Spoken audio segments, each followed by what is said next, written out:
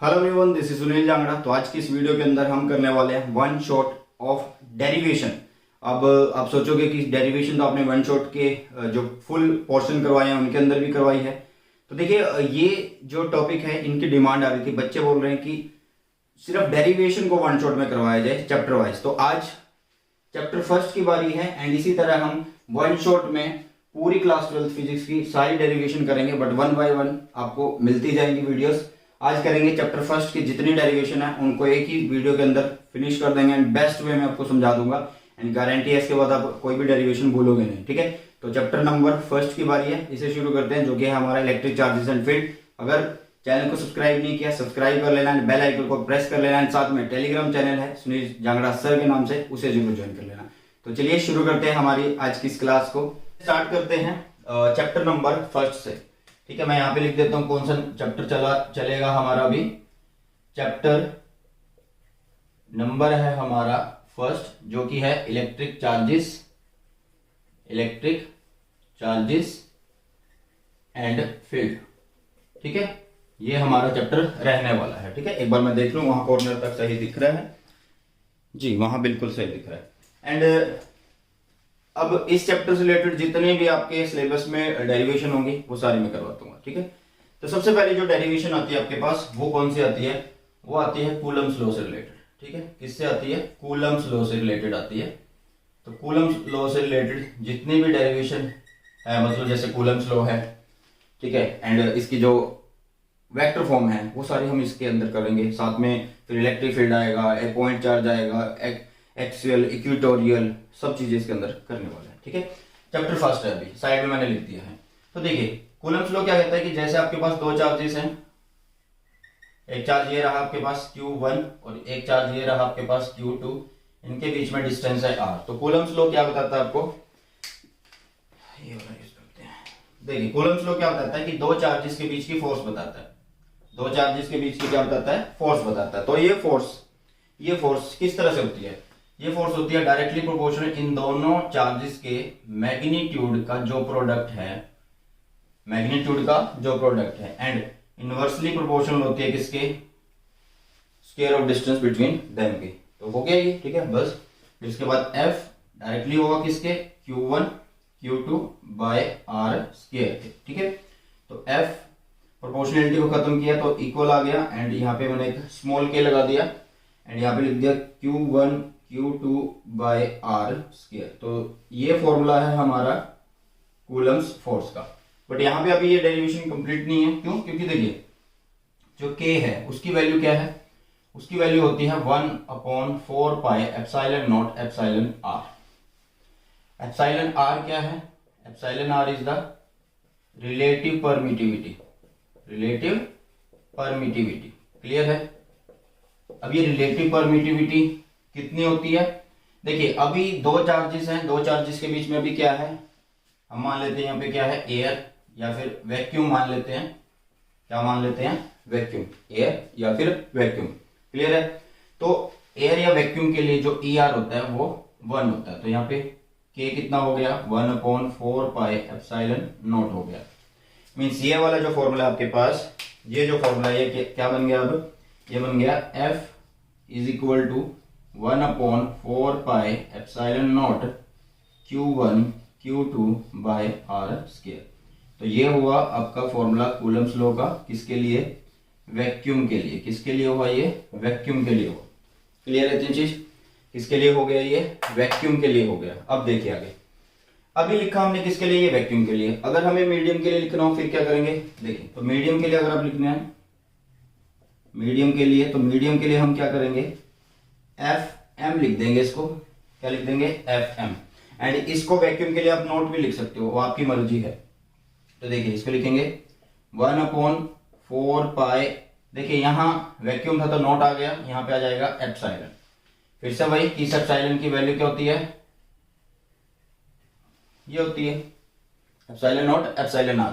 वो डिपेंड करेगा कि कौन सा मीडियम है तो उसकी रिलेटिव परमिटिविटी क्या होगी। ठीक है, तो यहाँ पे आ गया 1/4 pi epsilon not Q1 Q2 by R square. तो ये हुआ आपका फोर्स किसके लिए? मीडियम के लिए। तो ये इक्वेशन हुई फर्स्ट, ये हुई हमारी सेकंड। क्लियर हुई? क्लियर हुई डेरिवेशन, ठीक है। अब देखिए इसके बाद अब मैं क्या करता हूँ, इन दोनों को डिवाइड कर देता हूँ। इक्वेशन नंबर फर्स्ट को डिवाइड कर देता हूँ किससे, इक्वेशन नंबर सेकंड से, ठीक है। तो F not by F M आ गया, F not by F M क्या बन जाएगा आपके पास, 1/4 pi epsilon not Q1 Q2 by R square. फिर ये रख रहे हैं, क्या हो जाएगा, यहाँ पे हो जाएगा 4 पाई एप्सिलॉन, नीचे क्या था आर स्क्वायर, और यहाँ पे हो जाएगा Q1 Q2। क्लियर है इतनी चीज, डिवाइड किया है बस। चलिए तो देखिए 4 पाई से 4 पाई कैंसिल, ठीक है, आर स्क्वायर से R square cancel, Q1 Q2 से Q1 Q2 कैंसिल। क्लियर हो गया। अब यहाँ पे हमने क्या किया, F not by F M क्या मिल गया मुझे मिल गया एप्सिलॉन अपॉन एप्सिलॉन नॉट। अब ध्यान से देखिए ये क्या है, रिलेटिव परमिटिव, सॉरी रिलेटिव नहीं है ये, वेट करिए, ये क्या है, परमिटिविटी, सॉरी डबल टी आएगा यहाँ पे, परमिटिविटी ऑफ मीडियम। क्लियर है। एंड नीचे आ जाएगा क्या आपका, एब्सोल्यूट परमिटिविटी। ये किसकी है, वैक्यूम की है। किसकी है ये, वैक्यूम की है। क्लियर है। तो इसके रेशियो को, एप्सिलॉन अपॉन एप्सिलॉन नॉट के रेशियो को क्या बोला जाता है, कैपिटल के बोला जाता है, या फिर एप्सिलॉन आर बोला जाता है, जिसको हम क्या बोलते हैं, रिलेटिव परमिटिविटी बोलते हैं। ठीक है, क्या बोलते हैं जिसको हम रिलेटिव परमिटिविटी बोलते हैं, परमिटिविटी। क्लियर है, क्लियर है। तो यहां से अगर आपसे कोई पूछे कि व्हाट इज डाइलेक्ट्रिक कांस्टेंट, तो आप बता सकते हो। ठीक है, ratio of the permittivity of medium to the absolute permittivity. ठीक है, इसको बोलते हैं डाइलेक्ट्रिक कांस्टेंट। क्या बोलते हैं इसको, डाइलेक्ट्रिक कांस्टेंट। एंड साथ में इसका नाम भी है क्या, डाइलेक्ट्रिक कांस्टेंट के साथ साथ इसका नाम क्या है, रिलेटिव परमिटिविटी। ठीक है, तो ये था आपका कूलम्स लॉ और उससे रिलेटेड पोर्शन। अब करते हैं कूलम्स लॉ का वेक्टर फॉर्म। ठीक है, एक बार नोट करो इसे। चलिए तो अब करते हैं वेक्टर फॉर्म। ठीक है, कूलम्स लॉ की। तो वेक्टर फॉर्म के अंदर क्या होगा, देखिए वेक्टर फॉर्म के अंदर क्या होगा, इस डायग्राम को ऐसे रेफरेंस देते हैं। चलिए वेक्टर फॉर्म करते हैं।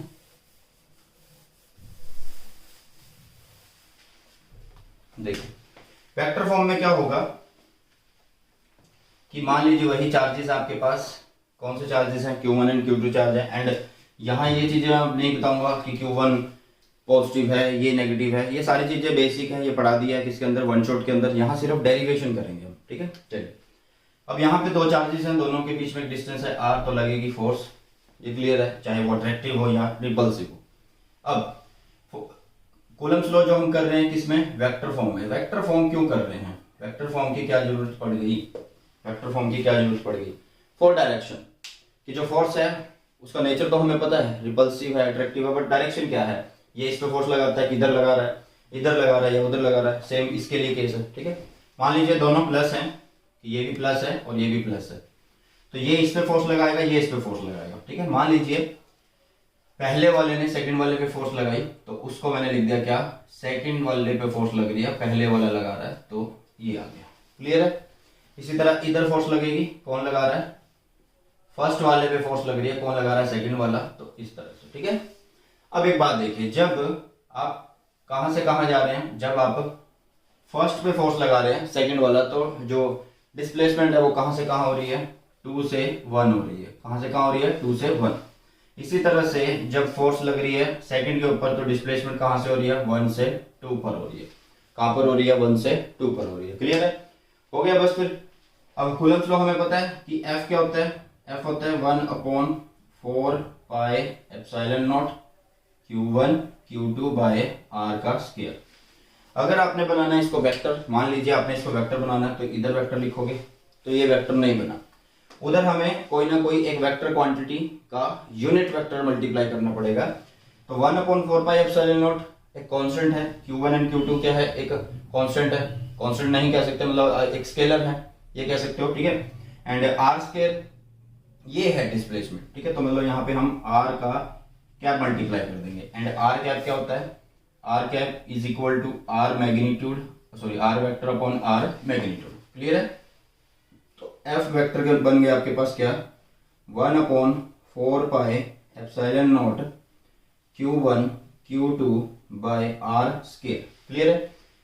इसकी वैल्यू रखो यहाँ पे, तो आर वेक्टर अपॉन नीचे जो है आर वो चला गया, जिसके साथ बन जाएगा ये क्या, यहाँ पे क्या क्यूब बन जाएगा। ठीक है, क्या बन जाएगा यहाँ पे, क्यूब।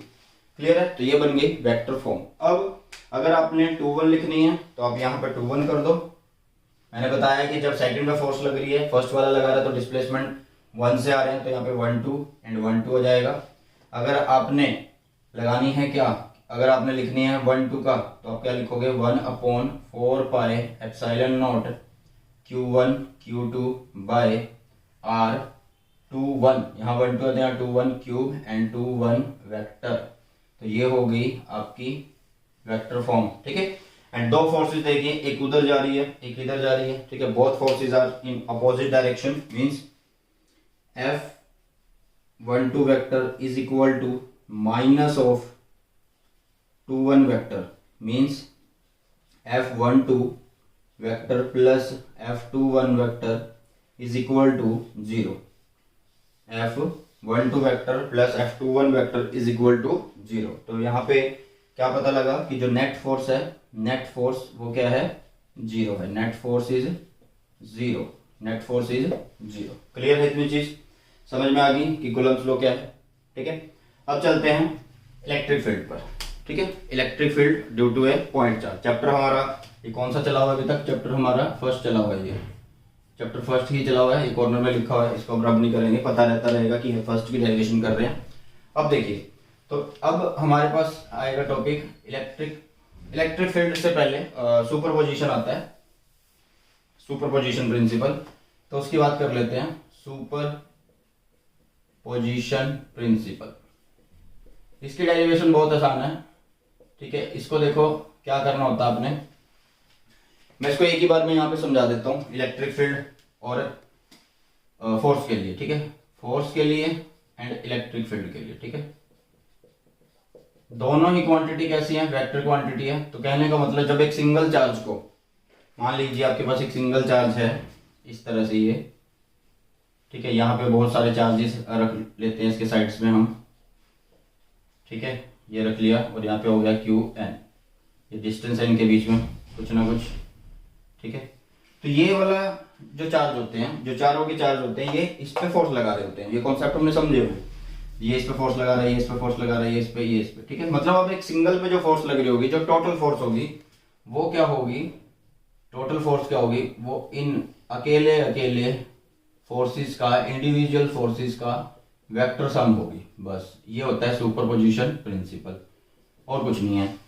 ठीक है, इसी तरह से अगर इलेक्ट्रिक फील्ड की बात करें, तो जो टोटल इलेक्ट्रिक फील्ड बनता है उस चार्ज के ऊपर, वो कितना होता है, E1 plus E2 plus E3, इसी तरह से जाके En तक। तो सुपरपोजिशन बस यहाँ पे समझ लो, खत्म है।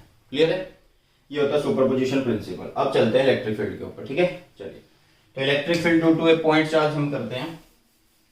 Electric field due to a point charge. ठीक है, इलेक्ट्रिक फील्ड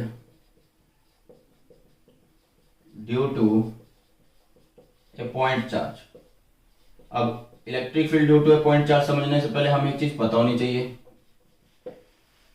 कि इलेक्ट्रिक फील्ड क्या होता है, या इलेक्ट्रिक फील्ड इंटेंसिटी क्या होती है, इलेक्ट्रिक फील्ड क्या होता है, या फिर इलेक्ट्रिक फील्ड इंटेंसिटी क्या होती है, वो चीज हमें पता होनी चाहिए। जैसे इलेक्ट्रिक फील्ड इंटेंसिटी की अगर हम बात करें, इलेक्ट्रिक फील्ड इंटेंसिटी की अगर हम बात करें, तो वो क्या होगा, वो होगा E vector is equal to F vector by test charge. Means ऐसे भी आप लिख सकते हो F by Q not. Clear है, ये चीज अगर आपको क्लियर है फिर समझ में आ जाएगा ये। अब यहाँ पे हमने एक चार्ज लिया, यहाँ पे हमने एक चार्ज लिया क्या, Q, ये एक चार्ज है Q, इससे दूरी डिस्टेंस P पर एक टेस्ट चार्ज रखा है Q नॉट। ये क्या है, यूनिट पॉजिटिव टेस्ट चार्ज है। ये क्या है, यूनिट पॉजिटिव टेस्ट चार्ज है। ठीक है, Q नॉट क्या है, यूनिट पॉजिटिव टेस्ट चार्ज है। समझ में आ गया इतना। अब इसका अपना एक फील्ड है और ये डिस्टेंस R पर, मतलब डिस्टेंस R तक है। कहां पर, P पॉइंट जो है डिस्टेंस R तक है Q से, ठीक है।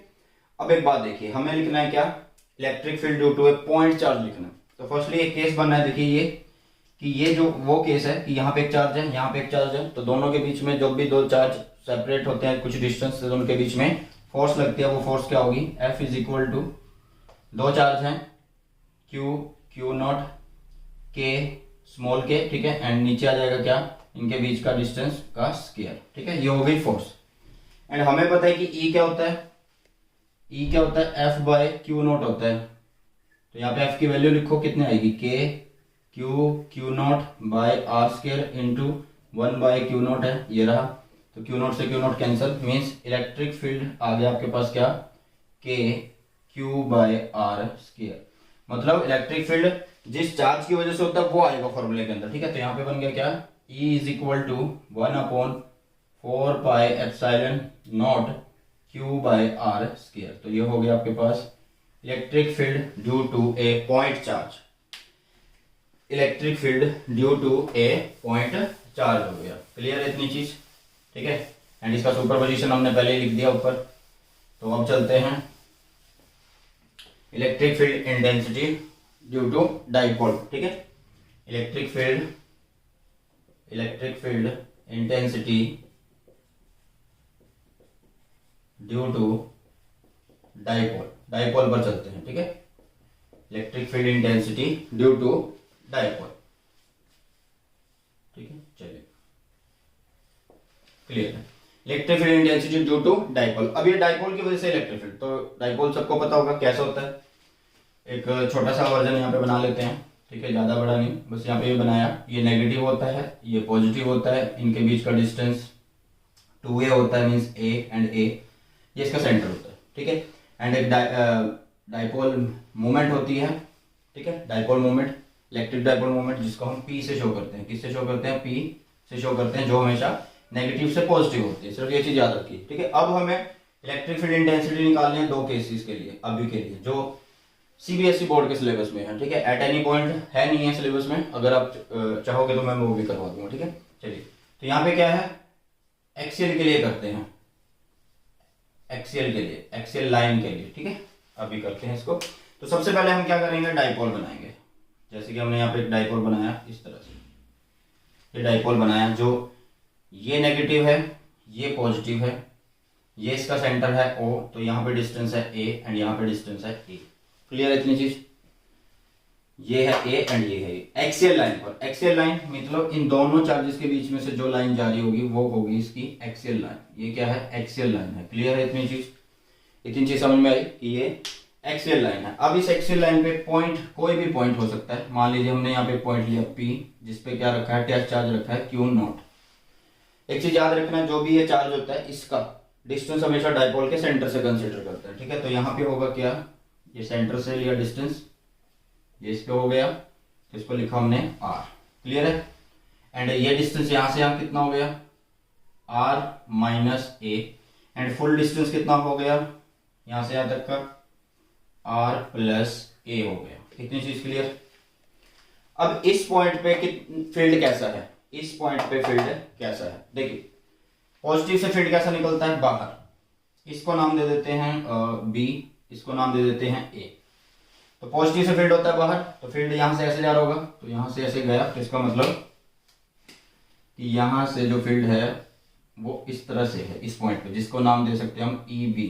क्यों दिया EB नाम हम क्यों रख रहे हैं, इसलिए रख रहे हैं क्योंकि यहाँ पे ये फील्ड है, चार्ज है, इसकी वजह से फील्ड आउटवर्ड होता है, रेडियली आउटवर्ड होता है, ठीक है। एंड नेगेटिव अंदर खींचता है, तो वो अंदर खींचेगा इसको, तो यहाँ पे इस तरह से फील्ड होगा, कौन सा, EA।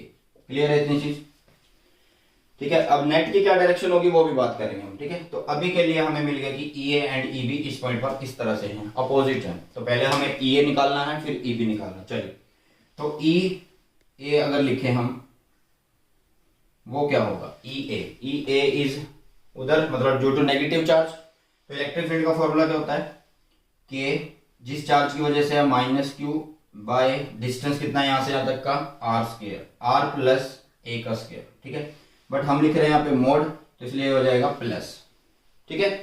चलिए अब B लिखते हैं, B is due to positive charge, तो K Q by positive charge यहाँ से यहाँ तक है तो डिस्टेंस इतना ही लेंगे, वो कितना है R minus A, R minus A का स्क्वायर, इसको भी मैग्नीट्यूड में लिखेंगे तो प्लस ही आएगा। ठीक है, तो आपके पास अब दो इक्वेशन है, फर्स्ट एंड सेकेंड। आपका नेट फील्ड क्या आएगा, अपोजिट है, तो इसका मतलब कि जो नेट फील्ड है, नेट इलेक्ट्रिक फील्ड, वो क्या आएगा, नेट इलेक्ट्रिक फील्ड वो हम इस तरह से लिख सकते हैं कि ई नेट इज इक्वल टू क्या हुआ, माइनस करना पड़ेगा आपको, एक फील्ड दूसरे फील्ड से माइनस करना पड़ेगा, बट किसमें से किसको माइनस करें। देखिए मैं यहाँ पे लिखता हूँ कि आपको ईबी में से ई ए माइनस करना पड़ेगा। क्यों करना पड़ेगा ईबी में से ई ए माइनस, क्योंकि देखो ये इसके बिल्कुल पास है। इलेक्ट्रिक फील्ड क्या होता है, डिस्टेंस के इनवर्सली स्क्वायर है, इलेक्ट्रिक फील्ड डिस्टेंस का इनवर्सली है। ठीक है, तो इसका मतलब अगर डिस्टेंस इंक्रीज हो रहा है तो इलेक्ट्रिक फील्ड कम हो रहा है, तो यहाँ पे जिसका डिस्टेंस कम होगा इलेक्ट्रिक फील्ड ज्यादा है, इसका यहाँ पे इफेक्ट ज्यादा होगा क्योंकि यहाँ पे डिस्टेंस कम है, यहाँ से यहाँ तक का इफेक्ट कम होगा क्योंकि यहाँ पे डिस्टेंस बहुत ज्यादा है। तो इसका मतलब ई बी बड़ा है ई ए से, तो ई बी माइनस ई ए कर दिया। ठीक है, तो ये हो गया E net is equal to E B minus E A. अब कुछ नहीं, अब इसके बाद सिर्फ आपने क्या करना है, इसमें वैल्यूज को पुट करना है। कर देते हैं, जैसे कि हमने लिखा यहाँ पे ई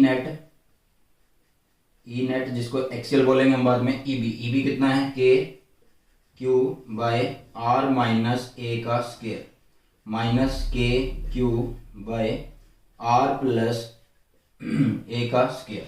क्लियर है, चलिए अब इससे आगे करते हैं, इससे आगे तो बस अब मैथ चलेगा, सिंपल सा है। इससे आगे क्या है, मैथ है आपका। ठीक है, देखिए अब यहाँ पे हो गया E net is equal to के Q by are minus A का square minus K Q by are plus ए का स्क्वायर। ठीक है, होल स्क्वायर। तो यहाँ से कौन सी चीज कॉमन है, के क्यू कॉमन आएगा। ठीक है, तो यहाँ पे लिखेंगे हम ई नेट के क्यू कॉमन आ गया, अंदर रह गया कौन 1 R minus A square minus 1 R plus A square. Clear है इतनी चीज, बस मैथ ही चल रहा अभी। चलिए तो ई नेट कितना होगा, के क्यू, यहाँ पे करेंगे this R minus A square R plus A square. ठीक है, R minus A square and R plus A square. ठीक है, एलसीएम ले लिया ना, अब जहां पे माइनस है वहां पे प्लस का आ जाएगा, आर प्लस ए का square minus are minus A का स्क्वायर, ए का होल स्क्वायर। ठीक है, अब कई बच्चे बोलेंगे कि स्क्वायर ये बोल रहे हो आप, इस पे ग्रामर पे मत जाया करो, प्रोनाउंसिएशन पे मत जाया करो, समझने पे जाया करो। ठीक है, चलिए तो ई नेट क्या हो गया, अब के क्यू, इसको ओपन करते हैं ए प्लस बी के हेल्प से। चलिए तो ए प्लस बी की हेल्प से कैसे लिखा जाएगा इसको, R square plus A square plus 2ab मतलब आर ए। आगे करते हैं इसको, तो ये क्या होगा minus R square plus, sorry plus नहीं होगा क्योंकि माइनस बाहर है तो यहाँ पे माइनस आ जाएगा। ठीक है, माइनस ए स्क्वायर और प्लस 2ra, क्योंकि माइनस था तो माइनस वाली चीज प्लस हो गई और प्लस वाले माइनस हो गए। ठीक है, नीचे देखिए a minus B A plus B की फॉर्म है जिसको हम लिख सकते हैं A square minus B square से, एंड इसका क्या है होल स्क्वायर है, उसका क्या है होल स्क्वायर है। ठीक है, तो r से r कट गया, a से a कट गया। ठीक है, तो क्या बचा ई नेट के क्यू, ये कितना हुआ 4ra, कितना हुआ 4ra, नीचे r माइनस ए का आर स्क्वायर माइनस ए का स्क्वायर और उसका होल स्क्वायर। ठीक है, एंड 4ra को मैंने ऐसे लिख दिया 2a 2r। ठीक है, 2a 2r लिख दिया, तो मीन्स यहाँ पे लिख दो मैं 2a 2r। क्यों लिखा है ऐसे, इसको ऐसे लिख दिया क्योंकि q इंटू 2a क्या होगा p होगा, q इंटू 2a क्या होगा p होगा। ठीक है, तो यहाँ पे आ गया E net is equal to के, और ये पे हो गया क्या p, और ये पड़ा पहले से 2r, नीचे हो गया r square minus a square और उसका होल स्क्वायर। तो ये हो गया आपके पास क्या भाई, ये हो गया आपके पास electric field due to axial line का केस। ठीक है, एक बार नोट करो ऐसे, और साइड से ये अच्छे से दिख रहा है या नहीं दिख रहा, दिख रहा है भैया, मतलब वो जगह है हमारे पास शॉर्ट डाइपोल, वहां पे कर देंगे।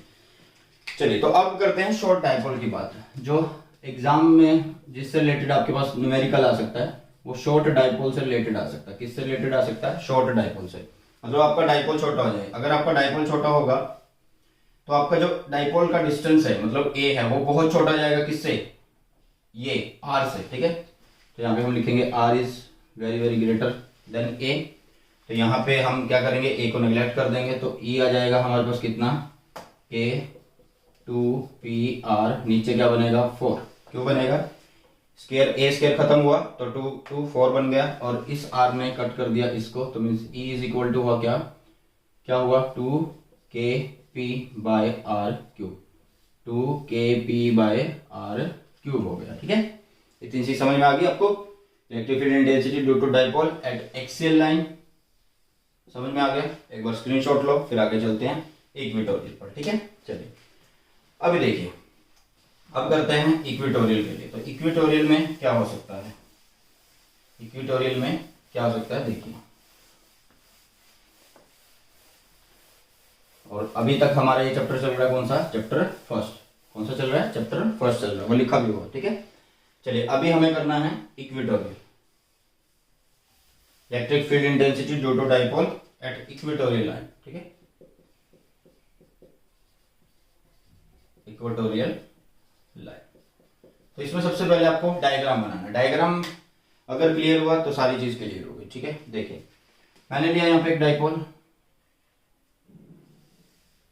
सीधी लाइन होनी चाहिए बस, ये माइनस क्यू, ये प्लस क्यू, ये इसका सेंटर ओ। ठीक है, इसको ए नाम दे दो, इसको बी नाम दे दो, क्लियर है। इक्वेटोरियल लाइन क्या होगा कि जो परपेंडिकुलर डिस्टेंस होगा डाइपोल के सेंटर से होगा, डाइपोल के सेंटर से होगा। ठीक है, तो यहाँ पे हमने इसके डाइपोल के सेंटर से इसको ऐसे बना लिया, आप स्केल से बना लेना तो ज्यादा सही बन जाएगी। ठीक है, आई थिंक मेरी वाली लाइन जो है सीधी बनी है। ठीक है, चलिए यहाँ पे रख दिया हमने क्या, एक पॉइंट पी है यहाँ पे, जिसपे क्या रखा है, टेस्ट चार्ज रखा है क्यू नॉट। अब पॉजिटिव से फील्ड बाहर निकलता है, नेगेटिव में अंदर होता है, तो इससे फील्ड इधर भी जा रहा है, इधर भी जा रहा है, इधर भी जा रहा है, इधर कोई रखा ही नहीं है, रखा इधर है, तो मतलब ये इसको क्या करेगा, उधर पुश करेगा। क्यों, क्योंकि वो एक यूनिट पॉजिटिव चार्ज है, ये भी पॉजिटिव है, तो इस फील्ड ऐसे होगा। ठीक है, इसके लिए फील्ड कैसा होगा, इसके लिए जो फील्ड होगा वो इस तरह से होगा, क्लियर है। अब ये है नेगेटिव चार्ज, तो ये इसको खींचेगा, तो मतलब इसका फील्ड जो है अंदर खींचेगा हर एक तरफ से, बट यहाँ पे कोई रखा ही नहीं हुआ, तो यहाँ पे रखा तो इसी को खींचेगा ये। ठीक है, और ये हो गया आपका क्या, इलेक्ट्रिक फील्ड, किसकी वजह से, ई ए की वजह से, एंड ये हो गया ई बी की वजह से, क्लियर है। अब आपके पास दो चीजें हैं वो इस तरह से, तो रिजल्टेंट का आएगा आपके पास, रिजल्टेंट आ जाएगा इधर, ये क्या आएगा, रिजल्टेंट। ठीक है, यहाँ पे आएगा आपके पास रिजल्टेंट, क्लियर है तीन चीज। अगर ये एंगल थीटा है तो ये एंगल थीटा, तो ये एंगल थीटा, क्लियर है तीन चीजें। अब आपको कुछ नहीं करना, अब आपको सिर्फ यहाँ पे कंपोनेंट निकालने, क्यों, क्योंकि हमारा जो नेट फील्ड है वो इस तरह से है।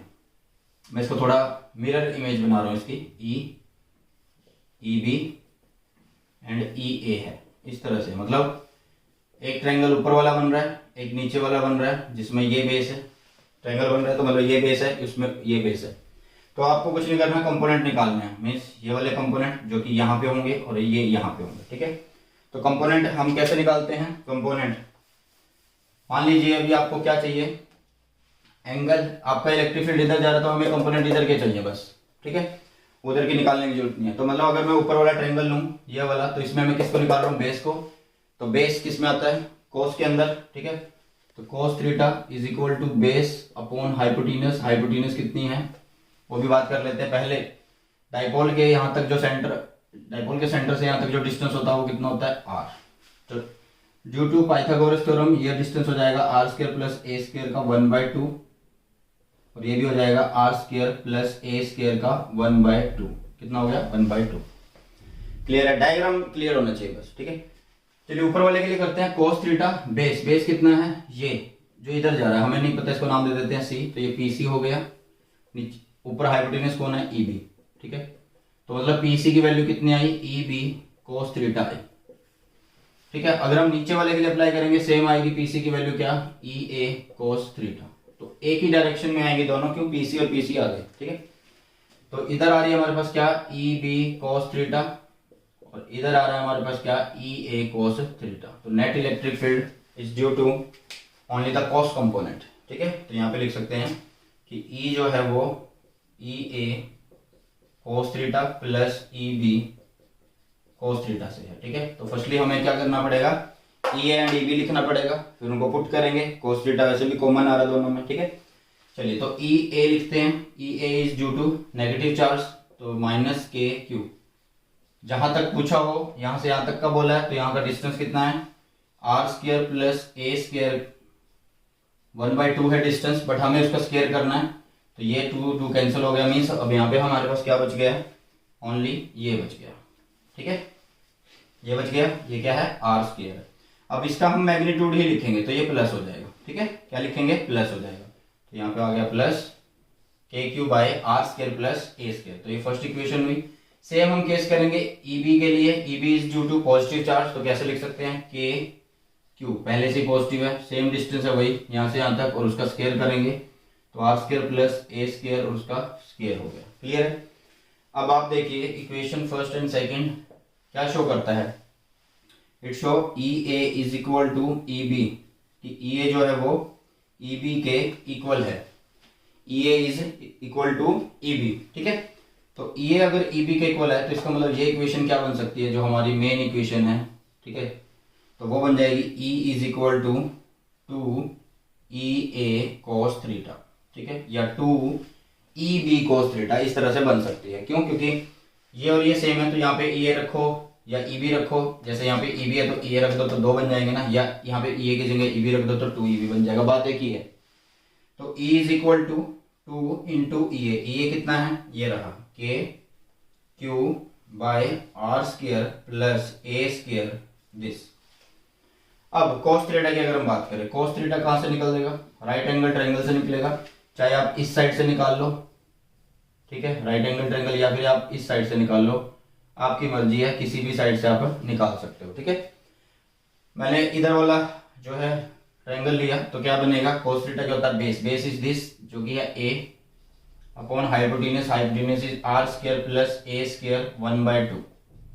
उधर से निकालते तो भी ये सेम ही आता, आपकी मर्जी थी, ठीक है। कई कलाकार बोलेंगे कि पूरा ट्रायंगल क्यों लिया, अरे कंपोनेंट निकालना तो इसलिए आपको क्या बनाना पड़ेगा, राइट एंगल ट्रायंगल ही लेना पड़ेगा ना, उसी से निकलेगा, ठीक है। चलिए तो cos यहाँ पे लिखा, cos की वैल्यू कितनी है, a upon R square plus A square का 1/2, इतनी चीज समझ में आई।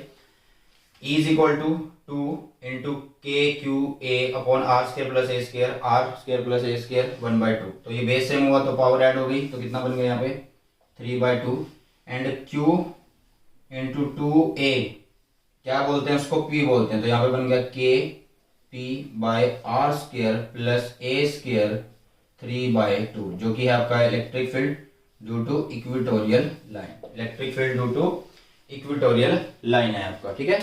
तो समझ में आया आपको कि केपी क्या हुआ, सॉरी ई क्या हुआ, KP by R square plus A square 3/2। अगर इसको भी हम शॉर्ट डाइपोल के लिए लिखें, क्योंकि न्यूमेरिकल हमारा जो बनता है वो शॉर्ट डाइपोल पर ही बनता है, ठीक है।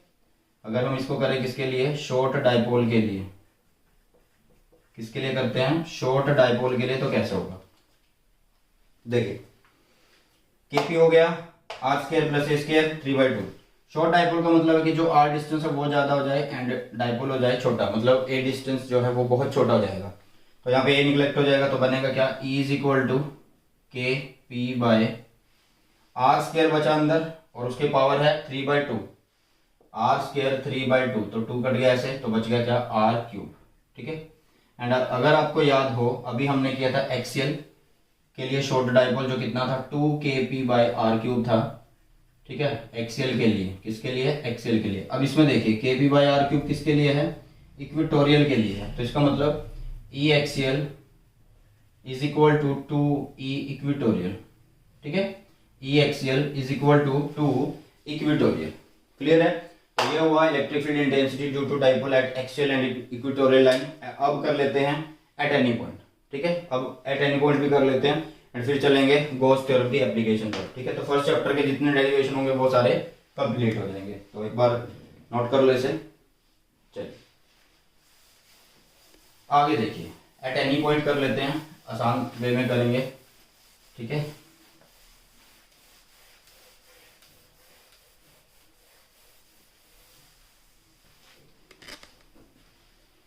तो एट एनी पॉइंट की अगर हम बात करें, थर्ड ये हमारा है electric field intensity due to dipole at any point.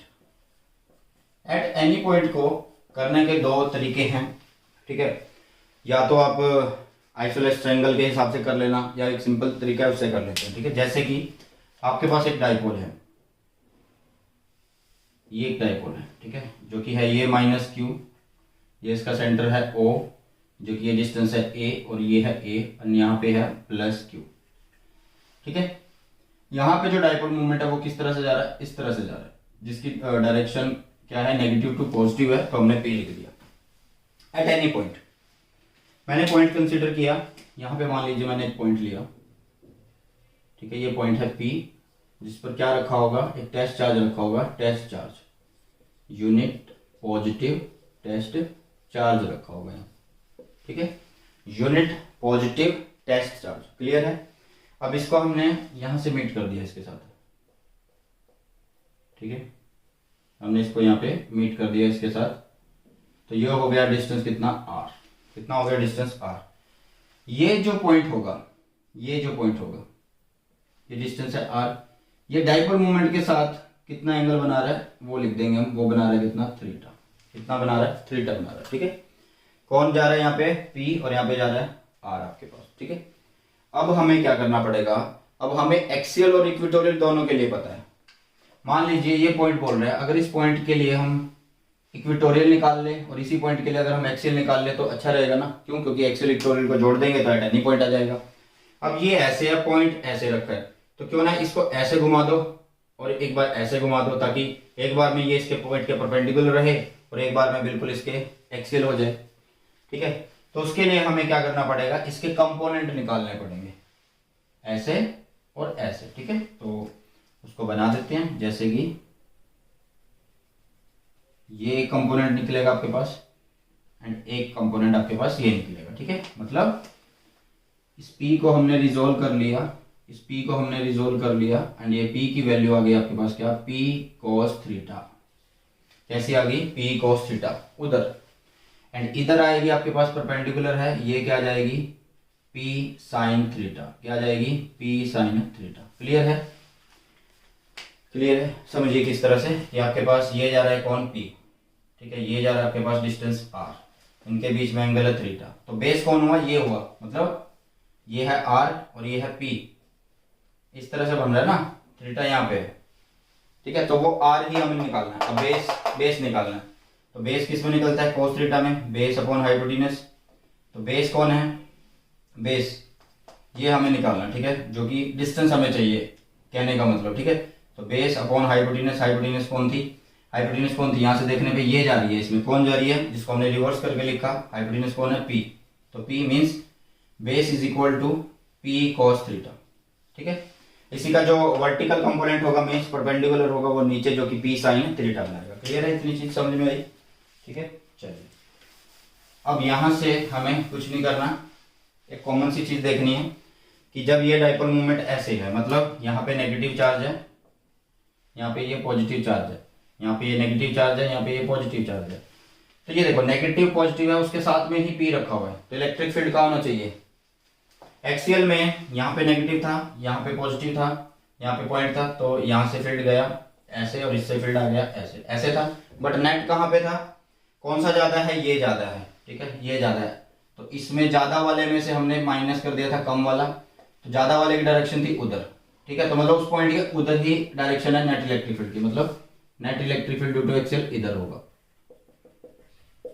ठीक है। इक्वेटोरियल में क्या होता है, इक्वेटोरियल में क्या होता है, इक्वेटोरियल में होता है ये नेगेटिव ये पॉजिटिव, यहाँ पे एक फील्ड इधर था एक फील्ड इधर था, नेट इधर था, ठीक है। मतलब जो इलेक्ट्रिक फील्ड की डाइपोल मूवमेंट है, डाइपोल की डाइपोल मूवमेंट है वो ऐसे है, मतलब नेट ऐसे है, तो अपोजिट होना चाहिए ना। चलिए क्लियर है, अब देखिए अब हो गया ये सारा खेल। डाइपोल मूवमेंट के लिए जो परपेंडिकुलर पॉइंट है वो ये होना, डाइपोल मूवमेंट कैसे जा रही है, ऐसे जा रही है, नेट इलेक्ट्रिक फील्ड यहाँ इस पॉइंट पे कैसे होगा, ऐसे होगा, क्लियर है ना। तो ये हो गया ई इक्वेटोरियल के लिए, तो इसका नेट कहाँ होगा, इसका नेट इधर होगा, ठीक है, जो किसी ना किसी एक एंगल पे होगा, जिसको मैंने बोल दिया फाई, क्या बोल दिया, फाई बोल दिया, ठीक है। तो इसका मतलब मैं अगर नेट निकालना चाहता हूं तो मैं इन दोनों को क्या कर दूंगा, जोड़ दूंगा, ठीक है, क्या कर दूंगा, जोड़ दूंगा, तो ई नेट क्या होगा, ई इक्वेटोरियल प्लस ई एक्सियल, ठीक है। And E equatorial, E axial सिर्फ आप केस यूज करिए शॉर्ट डाइपोल का। किसका यूज करिए? शॉर्ट डाइपोल का। तो अगर आपको पता है इक्वेटोरियल के लिए जो शॉर्ट डाइपोल होता था वो क्या होता था? KP बाय आर क्यूब होता था, ठीक है। KP बाय आर क्यूब होता था। लेकिन अभी हमें निकालना है इसका मैग्नीट्यूड। ये क्या निकालना है? मैग्नीट्यूड। तो मैग्नीट्यूड के लिए हमें इसका स्क्वायर करना पड़ेगा एंड यहाँ पे करना पड़ेगा अंडर रूट, ठीक है। तो यहाँ पे आएगा KP बाय आर क्यूब का स्क्वायर प्लस इसके लिए 2KP बाय आर क्यूब उसका स्क्वायर एंड यहाँ हुआ अंडर रूट। क्या ये इनफ है? ये इनफ नहीं है। क्यों? क्योंकि अभी हमने बताया कि इक्वेटोरियल कंपोनेंट कौन सा है? P साइन थीटा है। मतलब यहाँ पे क्या आएगा? एक्स्ट्रा जाएगा यहाँ पे P साइन थीटा। क्लियर है? एंड यहाँ पे आ जाएगा क्या? KP cos theta. क्यों? क्योंकि एक्सियल के लिए तो P कोस है ना, ठीक है। तो इस तरह से आएगा। अब करेंगे हम ई नेट। तो ई नेट इज इक्वल टू क्या हो गया? देखिए ये अंदर क्या बनेगा, इसको सोल्व कर लेना ज्यादा अच्छा रहेगा आपके लिए। के square P square sine square theta plus 4 के स्क्वायर पी स्क्वायर कोस स्क्वायर थीटा। नीचे वही है R6, ठीक है। मतलब हम यहां से अगर चीजें बाहर लें तो के स्क्वायर बन गया के बाहर, पी स्क्वायर बन गया पी बाहर, ठीक है। एंड R6 बन गया आर क्यूब। अंदर बच गया क्या आपके पास? Sine square theta plus 4 cos square theta, जिसको मैं लिखता हूं cos square plus 3 cos square theta, ठीक है। 4 को मैंने 1 और 3 में खोल दिया। तो साइन स्क्वायर कोस स्क्वायर थीटा हो गया क्या? 1। क्या हो गया? 1 हो गया, ठीक है। तो ई क्या आ गया आपके पास? E is equal to KP by R cube और ये हो गया क्या? 1 प्लस यहाँ पे रह गया कौन? 3 कोस स्क्वायर थीटा, ठीक है। तो इस तरह से आपको ये करना है, ठीक है। और कुछ भी खास बात ये नहीं है इसके अंदर, ठीक है। एंड क्या ये तरीका हमारा सही है? इसको जानने के लिए आप क्या कर दीजिए, एक्सियल में क्या होगा, सेम पॉइंट पे हम जाते हैं, सेम डायरेक्शन होती है, तो मतलब एंगल तो जीरो बनता ही है ना इलेक्ट्रिक फील्ड में और उस पॉइंट के बीच में, तो मतलब थीटा 0 होता है। तो यहाँ पे पुट करो तो ई की वैल्यू कितनी आएगी? यहाँ cos 0 हुआ तो 1 हो गया, तो ये 3 और 1 4 हो गए, तो मतलब बाहर पड़ा था KP आर क्यूब और अंदर हो गया 4 का अंडर रूट, तो हो गया 2। तो मतलब वही आंसर आया आपके पास क्या? 2KP bye R cube. तो इसका मतलब ये ठीक है, फॉर्मूला तरीका ठीक है। अगर इक्वेटोरियल की बात करें तो 90 डिग्री होगा। कितना होगा? 90 डिग्री होगा, ठीक है। तो बताओ फिर 90 डिग्री में कितना आ जाएगा? cos 90 0, तो यहाँ पे 0 हुआ, ये कितना बचा? KP बाय आर क्यूब बचा, KP बाय आर क्यूब बचा, जो कि इक्वेटोरियल के लिए, ये एक्सियल के लिए, ठीक है। तो इस तरह से हमने ये इलेक्ट्रिक फील्ड के जितने डेरिवेशन थे वो कर लिया। अब करेंगे गॉस थ्योरम के डेरिवेशन, ठीक है। एक बार नोट कर लो, आगे बढ़ते हैं फिर।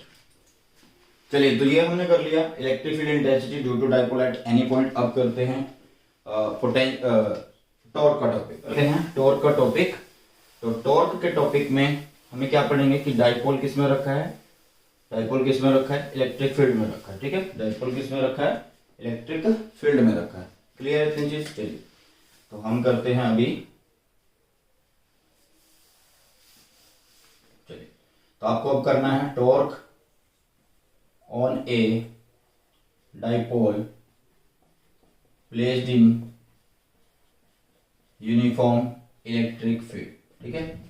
इस तरह से इन शॉर्ट में लिख देता हूं, ठीक है, ताकि ज्यादा बड़ा वीडियो ना हो इस चैप्टर का। एंड अब से आपको वन शॉट मिलने वाले हैं। पूरी फिजिक्स के जितने डेरिवेशन है, हर एक चैप्टर के सारी डेरिवेशन एक एक चैप्टर एक एक वीडियो में इंक्लूड करके मैं आपको करवा दूंगा, ठीक है। चलिए, तो torque on a dipole placed in uniform electric field. तो इसके लिए हम सबसे पहले क्या करेंगे कि एक इलेक्ट्रिक फील्ड बना लेते हैं। हम यहाँ पे एक इलेक्ट्रिक फील्ड बना लेते हैं, ये बना लिया इस तरह से, ठीक है।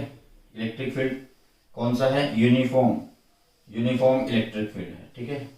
चलिए, तो इस यूनिफॉर्म इलेक्ट्रिक फील्ड के बीच में मैंने एक डाइपोल रख दिया, इस तरह से रख दिया। ये डाइपोल है, यहाँ पे है -q एंड यहाँ पे है +q। क्लियर है? तो इसका जो डिस्टेंस है, जिसको हम डाइपोल लेंथ बोलते हैं, वो कितनी है? 2a है, ठीक है। कितनी है? 2a है। तो जो पॉजिटिव चार्ज होता है उस पर फोर्स लगती है in the direction of electric field. ये इलेक्ट्रिक फील्ड है हमारा, तो यहाँ पे QE फोर्स लगी, ठीक है। एंड नेगेटिव चार्ज पे अपोजिट डायरेक्शन में लगती है, तो यहाँ पे -QE फोर्स लगी, ठीक है। जो डाइपोल मूवमेंट होती है वो नेगेटिव से पॉजिटिव जाती है, तो ये इस तरह से। मतलब इलेक्ट्रिक फील्ड में इलेक्ट्रिक फील्ड में एंड डाइपोल मूवमेंट के बीच में जो कि है P, एंगल कितना है थीटा। ठीक है, अब यहां भी ये दोनों फोर्सेस जो हैं, both forces are opposite, equal and opposite. ठीक है, तो इसका मतलब ये है कि अगर मान लीजिए हम इसको नाम देते हैं F1 और इसको नाम देते हैं F2 फोर्स। ठीक है, तो ये क्या है, F1 is equal to minus of F2। Clear है, इसका मतलब F1 vector plus F2 vector is equal to 0। कितना हुआ, इज इक्वल टू हो गया कितना, 0 हो गया। ठीक है, F1 plus F2 vector is equal to 0।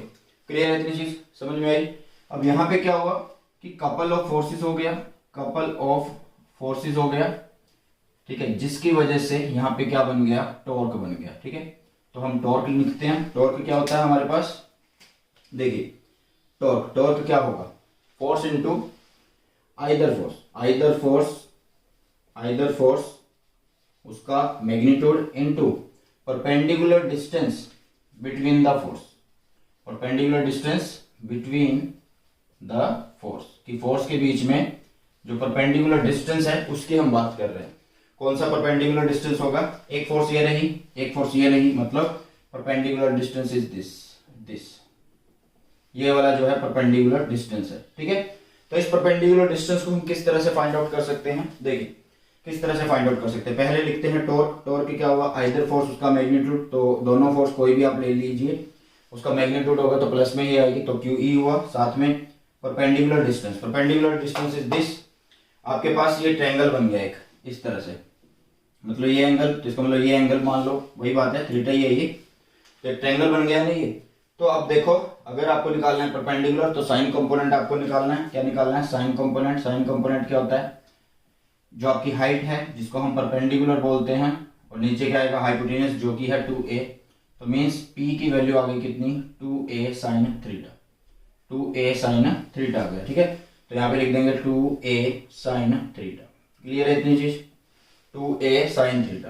तो देखिए torque Q into 2a is P, Q into 2a क्या होता है, P होता है इलेक्ट्रिक डाइपोल मूवमेंट, तो यहाँ पे बना PE sin थीटा बन गया आपके पास। ठीक है, इतनी चीज समझ में आई। तो मीन्स यहां से आप ये लिख सकते हो कि जो टॉर्क है वो इस तरह से है P क्रॉस E। ठीक है, तो इसका मतलब टॉर्क जो है वो एक वेक्टर क्वांटिटी है। कैसी है, वेक्टर क्वांटिटी है टॉर्क। क्लियर है, समझ में आई कि टॉर्क क्या है, एक वेक्टर क्वांटिटी है। एंड डायरेक्शन की अगर हम बात करें, ठीक है, तो जो टॉर्क की डायरेक्शन होती है always perpendicular to the plane containing P means electric dipole moment and electric field E। ठीक है, एंड इसको आप राइट हैंड रूल से निकाल सकते हैं। ठीक है, राइट हैंड रूल, एंड वो आपका थंब रूल भी हो सकता है यूज, सो इससे भी आप कर सकते हैं। ठीक है, मान लीजिए आपका P इस तरह से जा रहा है, ठीक है, एंड आपका E इस तरह से जा रहा है। ठीक है, तो आपको अपना राइट हैंड इस तरह से छोटे एंगल को कवर करना है, मतलब फर्स्ट वेक्टर से सेकंड वेक्टर की तरफ जाना है। तो फर्स्ट वेक्टर हमारा P, सेकंड वेक्टर हमारा E, तो ये हुआ इनवर्ड। ठीक है, अगर डाइपोल इधर से होता फिर हम उस हिसाब से निकालते हैं। ठीक है, फिर हम छोटे एंगल से करते हैं ऐसे। ठीक है, हमें छोटा एंगल कवर करना है, छोटा। ठीक है, तो इसलिए आप डायरेक्शन इस तरह से निकाल सकते हैं। कब टॉर्क मैक्सिमम हो सकता है, कब मिनिमम हो सकता है, जब थीटा की वैल्यू अगर यहाँ पे हम 0 कर दें तो टॉर्क पूरा 0 हो जाएगा। तो मतलब यहाँ पे टॉर्क मिनिमम कब होगा, मीन्स 0 कब होगा, जब थीटा कितना है, 0 डिग्री है, एंड थीटा की वैल्यू अगर हम 90 डिग्री करें तो यहाँ पे आ जाएगा PE, तो ये मैक्सिमम है। क्या है, ये मैक्सिमम है। क्लियर है इतनी चीज। तो यहाँ से आ गया आपके पास torque on a dipole placed in uniform electric field. ये मैग्नेटिक नहीं है, बार बार मैग्नेटिक निकले जा रहा है मुझसे। ठीक है, तो ये हुआ आपके पास टॉर्क मैक्सिमम कब है, जब थीटा 90 डिग्री है। ठीक है, अब देखिए 90 डिग्री है। अब अगर आप 180 करोगे तो भी क्या वो 0 ही बनने वाला, ठीक है। सो इसको करने का कोई आगे फायदा नहीं है। तो मैक्सिमम हो गया आपका कब, जब 90 हो, एंड 0 कब हो गया, जब आपका एंगल 0 हो, ठीक है। अब चलते हैं potential energy stored in a dipole पर। Potential energy stored in a dipole, ठीक है। चलिए तो उसको कर लेते हैं, potential energy stored in a dipole.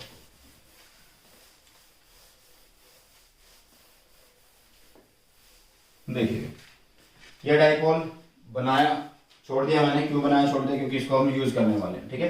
तो टॉपिक का नाम है potential energy stored, potential energy stored in a dipole. देखिए टॉर्क ने क्या किया, जो टॉर्क लगी वो टॉर्क क्या करेगी, देखिए हम यहां पे लिखते हैं कि टॉर्क क्या करेगी, टॉर्क जो है वो अलाइन करेगी, सॉरी इसको इस तरह से लिखना, अलाइन द डाइपोल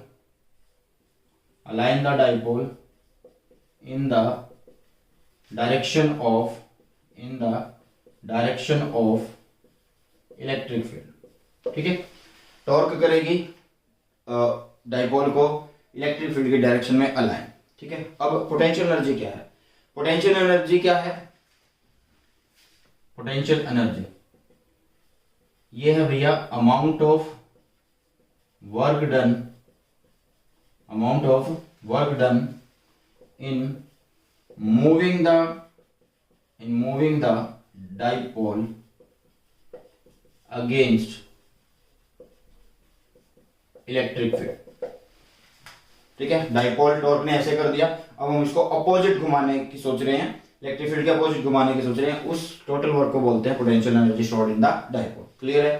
तो वर्क डन यहाँ पे कैसे लिख सकते हैं हम, वर्क डन कैसे लिख सकते हैं, टॉर्क वापसी घुमा रहे हैं इसको, तो टॉर्क इनटू एंगुलर डिस्प्लेसमेंट आ जाएगा, क्या आ जाएगा, एंगुलर डिस्प्लेसमेंट। क्लियर है इतनी चीज, ठीक है। मान लीजिए हमने इसको अभी के लिए सिर्फ छोटे एंगल पर घुमाया, ठीक है, तो यहाँ पे आ गया छोटा वर्क जो कि है dw एंड टॉर्क हो गया टाउ, एंड ये होगी एंगुलर डिस्प्लेसमेंट छोटी जो कि है d थीटा। क्लियर है।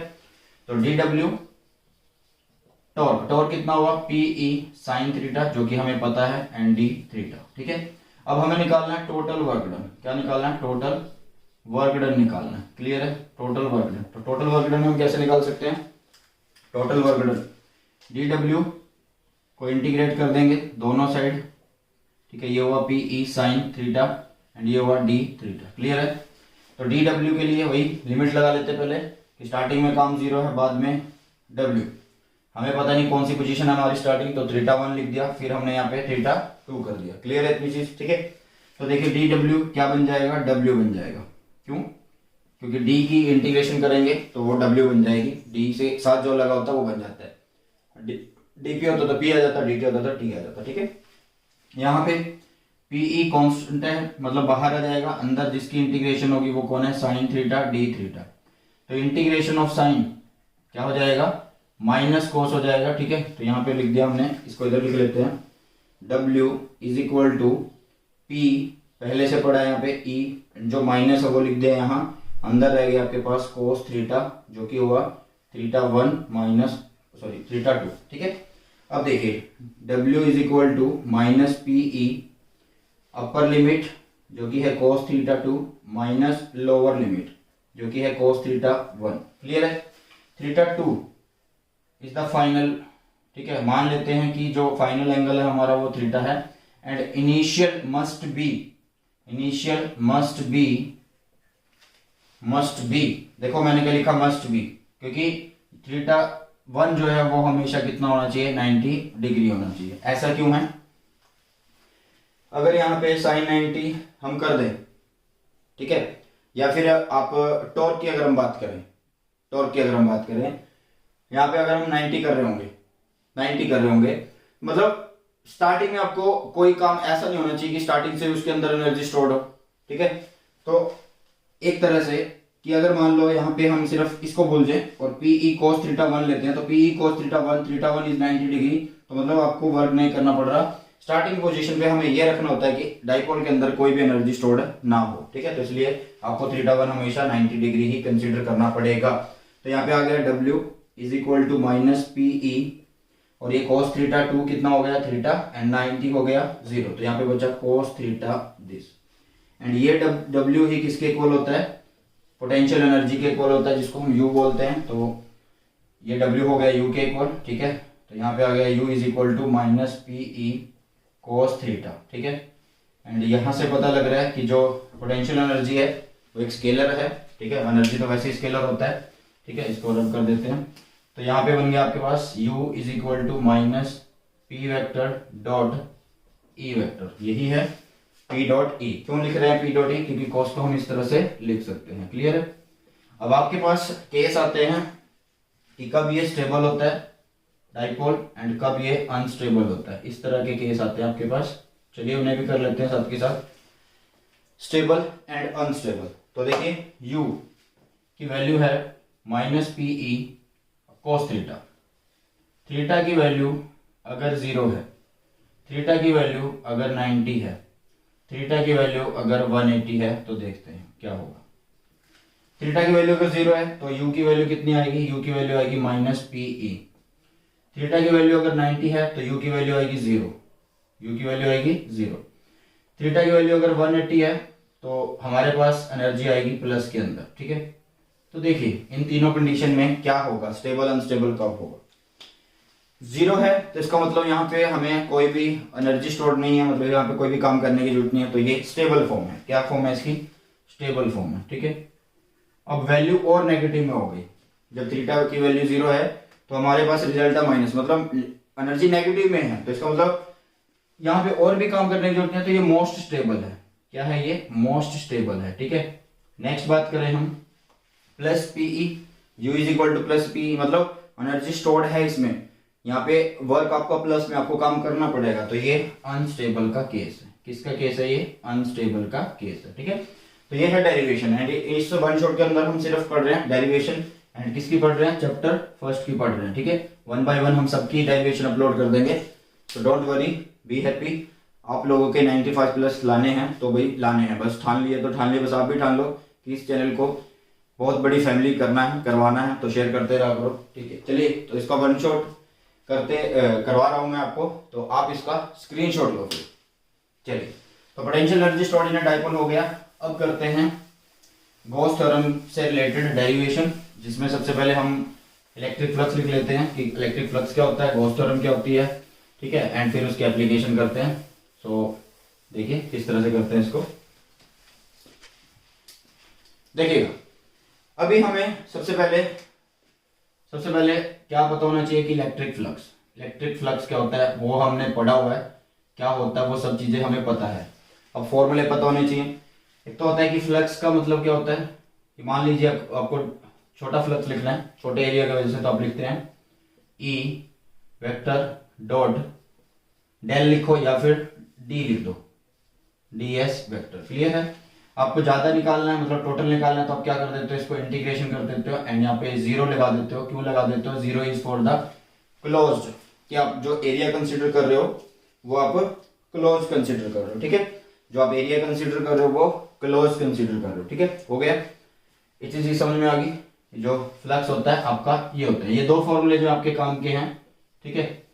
अब गॉस थ्योरम क्या कहती है, गॉस थ्योरम कहती है, वेट करिए भैया, चलिए। तो गॉस थ्योरम क्या कहती है आपके पास, गॉस थ्योरम कहती है कि जो आपका जो फ्लक्स होता है, जो टोटल फ्लक्स होता है किसी चार्ज में, मान लीजिए, देखिए थ्योरी में यहाँ पे ज्यादा नहीं पढ़ा रहा आपको, क्योंकि मैं डेरिवेशन का वन शॉट करवा रहा हूँ, ठीक है। तो जो फ्लक्स होता है वो क्या करता है, टोटल फ्लक्स क्या होता है कि कितना उसने चार्ज एनक्लोज किया है, कितना चार्ज उसने यहाँ पे एनक्लोज किया है, चार्ज एनक्लोज अपॉन कितने टाइम्स है, किसके, 1/μ0 टाइम्स द चार्ज, ठीक है। तो ये होती है आपकी गॉस थ्योरम। मींस यहां से हमें पता लगा कि फाई तो इसके इक्वल है, तो मतलब integration of E dot ds is equal to Q by epsilon naught. तो ये चार्ज कौन सा है, एनक्लोज्ड है, ठीक है। तो इतनी चीज आपको पता होनी चाहिए, ठीक है।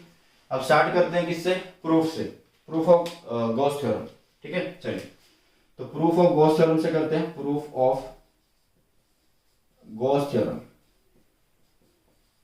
Proof of Gauss theorem. तो गॉस थ्योरम का प्रूफ करते हैं। सबसे पहले हम क्या करेंगे, एक चार्ज लिया हमने, ठीक है, एक चार्ज लिया हमने, ठीक है, इस चार्ज से फील्ड हर एक डायरेक्शन में है, हर एक डायरेक्शन में, ठीक है। तो इसलिए हमने यहाँ पे एक गॉसियन सरफेस बना लिया। ये गॉसियन सरफेस 3D टाइप में हर एक जगह है, ठीक है, ये गॉसियन सरफेस हर एक जगह है, तो ये गॉसियन सरफेस बना लिया। एंड हमने यहाँ इसके सेंटर से लेके यहाँ एक पॉइंट, मतलब यहाँ पे कोई एक एरिया कंसीडर कर लिया। एंड ये एरिया ds है, बहुत छोटा सा एरिया है।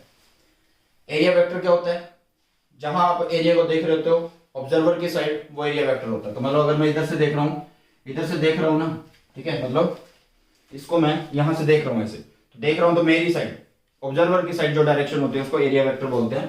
तो इसका एरिया वेक्टर किधर है, इधर, ठीक है, इतनी चीज समझ में आई। अब फील्ड क्या होता है, फील्ड तो हर एक डायरेक्शन में है। अब मैं यहाँ पे नोट कर रहा हूँ, तो यहाँ पे फील्ड कैसा है, वो भी सेम डायरेक्शन में है, तो ई वेक्टर भी इधर है। तो इसका मतलब यहाँ पे थीटा कितना हुआ, 0, मतलब ई एंड ए के बीच में, एरिया के बीच में वेक्टर कितना, एंगल कितना होगा, 0 होगा। क्लियर है।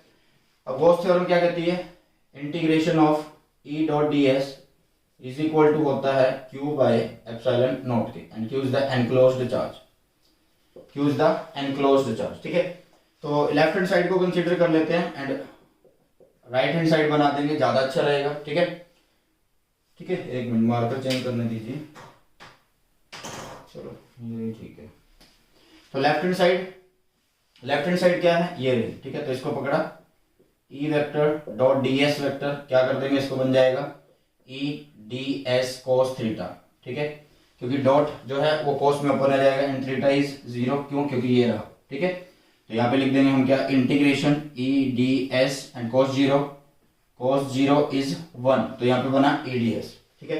ये लेफ्ट हैंड साइड चलती आ रही है, ई बाहर लिया हमने, ठीक है, ई लिया बाहर, या ई बाहर मतलब चलो बाहर ले लो, पहले बाहर ही ले लेते हैं, तो ये हुआ ds, ठीक है। अब यहाँ पे ई कितना है, यहाँ पे ई कितना है, यहां से लेके यहां तक डिस्टेंस है r, यहां से लेके यहां तक डिस्टेंस है कितना, r। तो यहां से लेके यहां तक कितना इलेक्ट्रिक फील्ड हो सकता है इस चार्ज की वजह से, तो वो इलेक्ट्रिक फील्ड कितना हो सकता है, इलेक्ट्रिक फील्ड होता है जिस चार्ज की वजह से पूछा वो, नीचे क्या लिखते हैं 4 पाई एप्सिलॉन नॉट, एंड जितना डिस्टेंस होता है उसका स्क्वायर। क्लियर है। तो यहाँ पे E की वैल्यू आ गई क्या, Q upon 4 pi epsilon not r square into integration of ds, and integration of ds क्या होगा, इस पूरे स्फीयर का एरिया निकालना। तो ये क्या हो जाएगा 4 पाई r स्क्वायर, क्योंकि इसका रेडियस है r, तो यहाँ पे हो गया 4 पाई r स्क्वायर। तो 4 से 4 कैंसिल हो गया, पाई से पाई कैंसिल हो गया, r स्क्वायर से r स्क्वायर कैंसिल हो गया। आपके पास बचा क्या, Q बाई एप्सिलॉन नॉट, जो कि प्रूफ हो गया आपके पास, ये हुआ राइट हैंड साइड। क्लियर है, क्लियर है। तो ये है आपका electric flux Gauss theorem and उसकी प्रूफ हो गया। अब चलते हैं सिंपल से कॉन्सेप्ट्स के तरफ, जो कि मोस्ट इंपॉर्टेंट है एंड उसको बोला जाता है application of Gauss theorem. 3 application है, तीनों को बड़े शॉर्टकट में करवाने वाला हूं मैं, जल्दी देखिए। एंड कई बच्चे बोलते हैं कि सर जो आप डेरिवेशन करवाते हैं, क्या ये डेरिवेशन एनसीईआरटी के अकॉर्डिंग है? तो भैया किसके अकॉर्डिंग है, मुझे तो ये नहीं समझ में आ रही। भैया ये एनसीईआरटी के अकॉर्डिंग ही है, और क्या करवा रहे हैं, ठीक है। चलिए तो एप्लीकेशन पे चलते हैं, फर्स्ट एप्लीकेशन पे चलते हैं। एप्लीकेशन किसकी, गॉस थ्योरम की, एप्लीकेशन ऑफ गॉस थ्योरम, ठीक है। फर्स्ट एप्लीकेशन क्या है गॉस थ्योरम की, फर्स्ट एप्लीकेशन ये है कि आपको क्या निकालना है, इलेक्ट्रिक फील्ड इंटेंसिटी निकालनी है, ठीक है। किसकी वजह से निकालनी है, due to infinite long charged wire, infinite long charged wire, ठीक है। कि आपको इलेक्ट्रिक फील्ड इंटेंसिटी निकालनी है, इनफाइनाइट लॉन्ग वायर आपके पास, और वो कैसी है, चार्ज है। तो देखिए यहां पे मैंने एक वायर ली, ये डॉटेड इसलिए बना रहा हूं मैं क्योंकि ये क्या है, इनफाइनाइट है, कितनी है, इनफाइनाइट है, ठीक है। और ये कैसी है, चार्ज है, चार्ज मतलब इसके ऊपर चार्ज है, तो यहाँ पे प्लस प्लस प्लस ये कर दिया मैंने, इसको positively charge.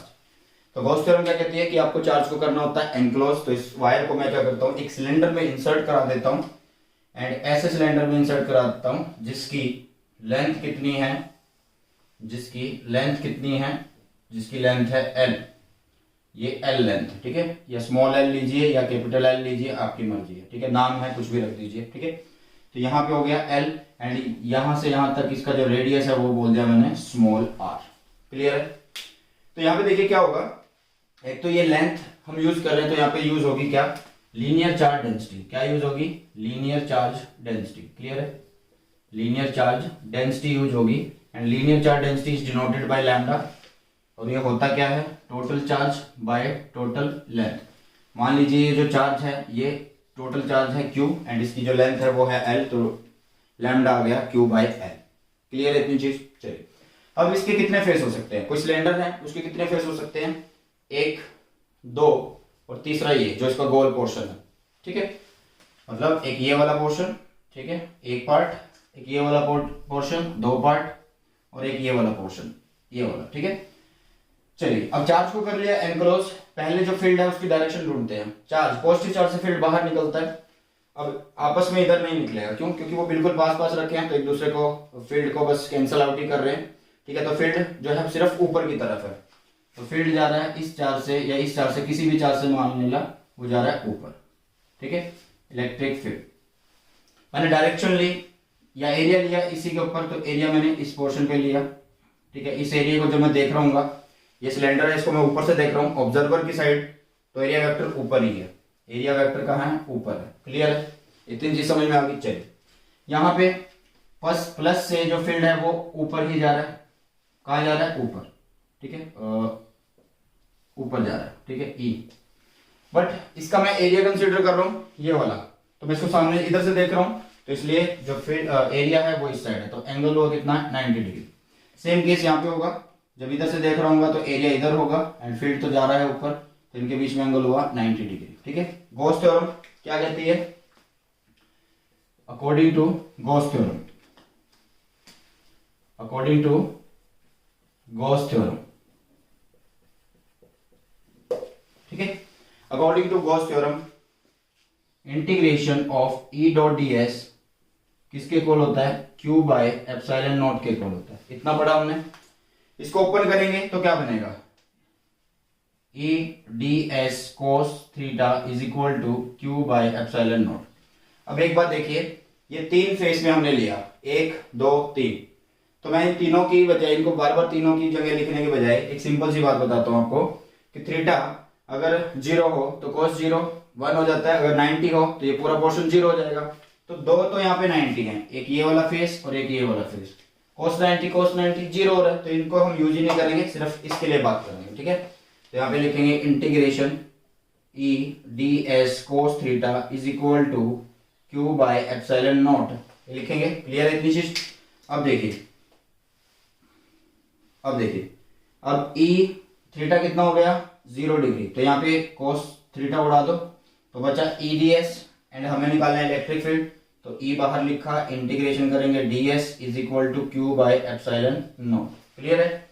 Integration of ds, integration of ds क्या होगा, इंटीग्रेशन ऑफ ds क्या होगा, इसका ये जो एरिया काम आ रहा है वो सिर्फ ये वाला काम आ रहा है, ये वाला, ये और ये नहीं काम आ रहा है, क्योंकि यहाँ पे एंगल 90 है, तो दैट्स वाई हम सिर्फ ये कर्व सरफेस एरिया निकालेंगे, जो कि बन जाएगा आपके पास 2 पाई r लेंथ बन जाएगी, ठीक है, 2 पाई r l बन जाएगा, ठीक है। तो यहाँ पे हो गया क्या, E into 2 pi r l is equal to Q by epsilon not.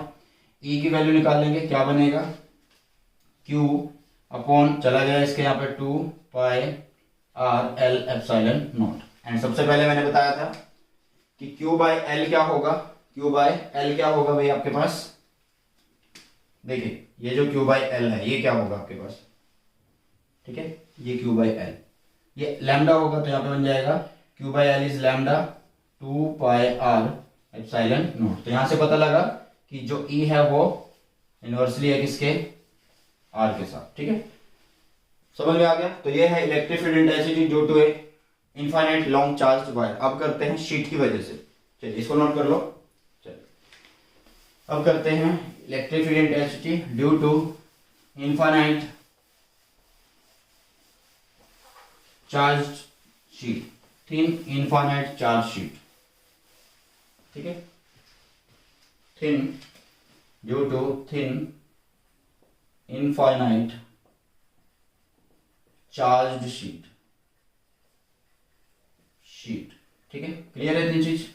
Sheet लेंगे हम यहाँ पे, तो मैं डायग्राम बना देता हूँ यहाँ पे, ज्यादा अच्छा रहेगा, ठीक है। चलिए, तो अभी के लिए मैंने एक शीट ली इस तरह से, ये शीट ली है, ठीक है, एंड ये शीट है चार्ज, ये शीट क्या है, चार्ज है भैया, ठीक है। एक पेज है, उसको मैंने ऐसे बीचों बीच खड़ा कर लिया, वो चार्ज है एंड इतना पतला है कि उससे जो फील्ड है वो इधर भी होगा और इधर भी होगा, क्योंकि प्लस से फील्ड हमेशा आउटवर्ड डायरेक्शन में होता है, रेडियली आउटवर्ड होता है, हर एक डायरेक्शन में होगा, ठीक है। चलिए, ये हुआ एंड ये हुआ, इस तरह से, क्लियर है।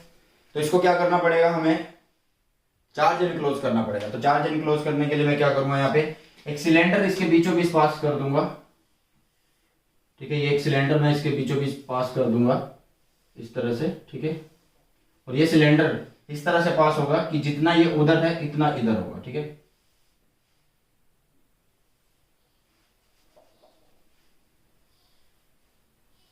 ठीक है, लेंथ बराबर रखनी है, मतलब मान लीजिए अगर ये यहां से लेके यहां तक आर है, तो ये आगे भी कितना है, यहां से लेके यहां तक कितना है, आर है, क्लियर है।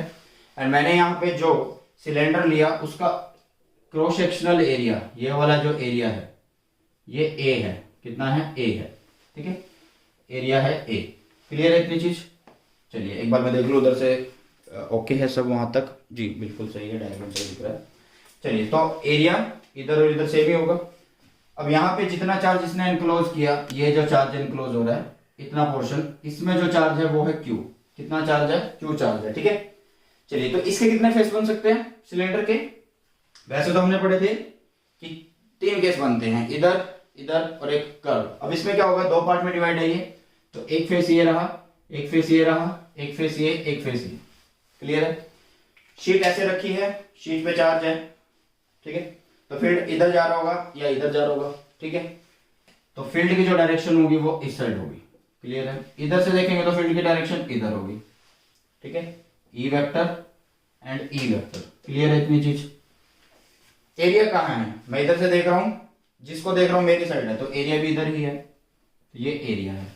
इधर भी क्या होगा, इधर से देखूंगा तो इधर भी एरिया है, तो मतलब यहाँ पे एंगल कितना, 0 डिग्री, ई और ए के बीच में यहाँ पे एंगल कितना, 0 डिग्री, मतलब इलेक्ट्रिक फील्ड एंड एरिया के बीच में एंगल हुआ आपका 0 डिग्री, क्लियर है इतनी चीज। चलिए अब बात करते हैं इसकी, ठीक है। फील्ड कैसा है, ऐसे, अगर मैं इधर से देख रहा हूं तो फील्ड आपके पास ऐसे, ई वेक्टर, ऊपर से देख रहा हूं इसको तो एरिया वेक्टर हुआ ऊपर, तो एंगल बना यहाँ पे 90 डिग्री। सेम केस उधर होगा कि अगर मैं ऊपर से देख रहा हूँ तो एरिया वेक्टर ये रहा एंड ये रहा इलेक्ट्रिक फील्ड की डायरेक्शन, तो यहाँ पे हो गया 90, क्लियर है। तो यहाँ पे अगर अब हमें गॉस थ्योरम लगानी है, तो गॉस थ्योरम हम कैसे लगाएंगे, देखिए वेट करिए।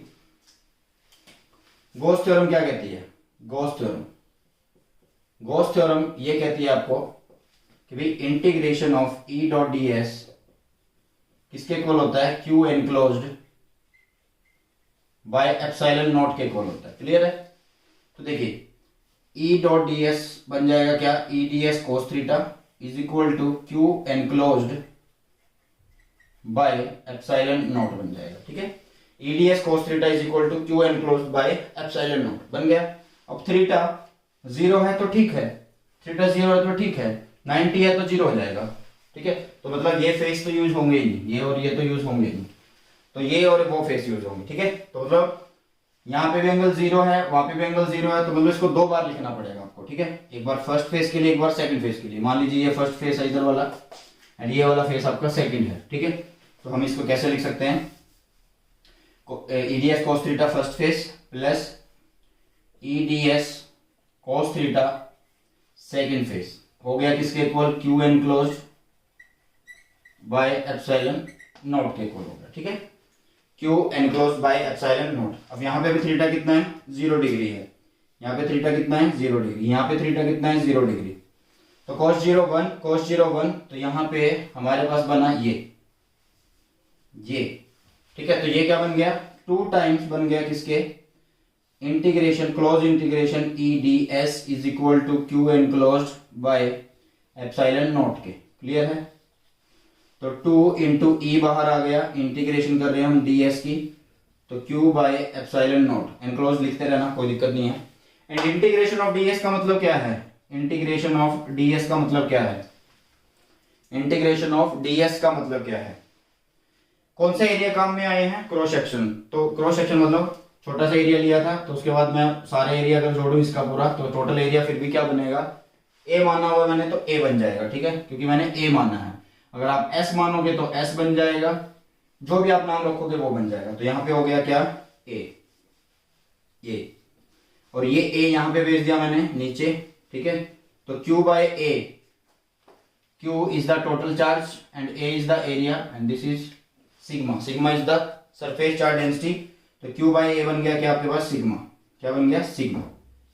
एंड e निकालना है आपको, ये बन जाएगा e is equal to sigma by epsilon naught, and ये 2 भी चला गया यहाँ पे, तो ये आ गया 2। ठीक है, तो ये हो गया आपका शीट के लिए। ठीक है, तो एक सिंगल शीट जब होती है तो e आता है कितना? Sigma by epsilon not, 2 epsilon not. ठीक है, अब इसके केस करते हैं, वो ज्यादा अच्छा रहेगा। देखिए कैसे करना है इसके केस इसको। अगर आपके पास सिंगल शीट की जगह 2 शीट हो जाए, फिर क्या करोगे आप? अगर आपके पास एक सिंगल शीट की जगह 2 शीट हो जाए, तो फिर आप क्या करोगे? मुझे ये बताइएगा। देखिए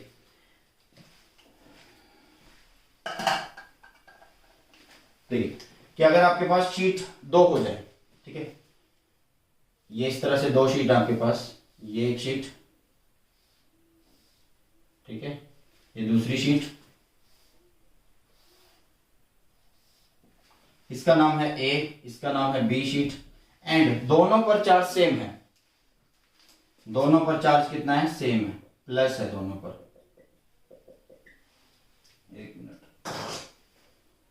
दोनों पर चार्ज क्या है? प्लस है। ठीक है, ये प्लस है, इस पे भी प्लस है।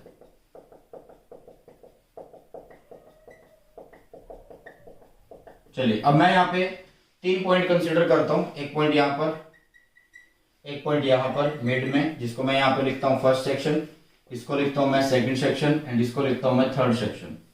ठीक है, एंड ये है आपके पास पॉइंट थर्ड। ये शीट ऐसे रखी है, ये शीट ऐसे रखी है। इस शीट से यहां से फील्ड ऐसे जा रहा होगा, यहां से ऐसे जा रहा होगा, क्योंकि प्लस है, प्लस से बाहर ही जाता है।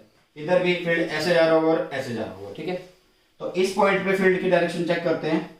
इस ए की वजह से फील्ड कैसे जा रहा होगा? बाहर, इधर जा रहा होगा ना, इस फेस से अगर देखेंगे तो इधर। ठीक है, तो यहां पे होगा इधर ई ए।